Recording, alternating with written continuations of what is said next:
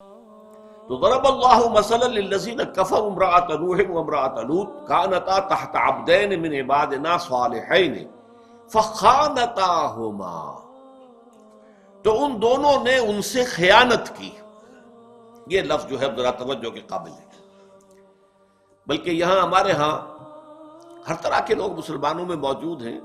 تو ایک خاص فرقہ ہے کہ جنہیں ازواج مطہرات سے قد ہے، خاص طور پر حضرت عائشہ، حضرت حفصہ رضی اللہ تعالی عنہما سے دشمنی ہے، قد ہے، بغض ہے، اور وہ معاذ اللہ ثم معاذ اللہ حضرت عائشہ کے اوپر تہمت جو لگائی گئی تھی وہ اب بھی اس کے علمبردار ہے.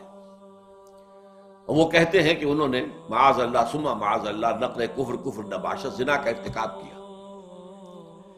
اس کے لیے دلیل لاتے ہیں اس آیت کو. خیانت سے مراد کیا ہے؟ فخانتاہما، ان دونوں نے اپنے شوہروں کی خیانت کی. وہ اس کا ترجمہ کرتے ہیں کہ زنا کیا، اس لیے کہ در حقیقت ایک عورت کی عصمت و عفت جو ہے وہ اگرچہ اس کی اپنی ذاتی ایک شے ہے، لیکن یہ کہ شادی کے بعد وہ اس کے پاس شوہر کی امانت ہوتی ہے، اور گویا کہ زنا جو ہے وہ شوہر کی امانت میں خیانت ہے. تو بظاہر یہ تانا بانا ان کے دلائل کا ملتا ہے، اور اس کے اوپر بہرحال انہوں نے پوری عمارتیں کھڑی کی ہوئی ہیں. لیکن غور طور معاملہ یہ ہے کہ قرآن مجید یہاں کفر کا لفظ استعمال کر رہا ہے.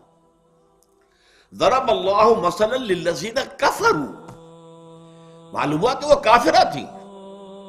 ہمارا موقف یہ ہے اہل سنت والجماعت کا کہ کسی نبی کے گھر میں زانیہ نہیں ہو سکتی. ایک قانون ہے جو اللہ تعالیٰ نے سورہ نور میں بیان کیا ہے، الخبیثات للخبیثین والخبیثون للخبیثات. یہ گندی عورتیں جو ہیں وہ گندے مردوں کے لیے ہوتی ہیں، اور گندے جو مرد ہیں وہ گندی عورتوں کے لیے ہوتے ہیں. یہ جو ہے اللہ تعالیٰ نے اپنے صالح بندوں کے اوپر ان کو حرام کر دیا. یہ قانون ہے، اللہ کا قانون فطرت ہے.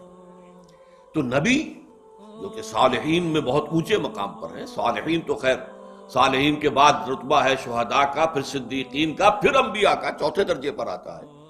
فَأُولَٰئِكَ مَعَ الَّذِينَ أَنْعَمَ اللَّهُ عَلَيْهِم مِّنَ النَّبِيِّينَ وَالصِّدِّيقِينَ وَالشُّهَدَاءِ وَالصَّالِحِينَ. صالحین تو چوتھے نمبر پر آئے.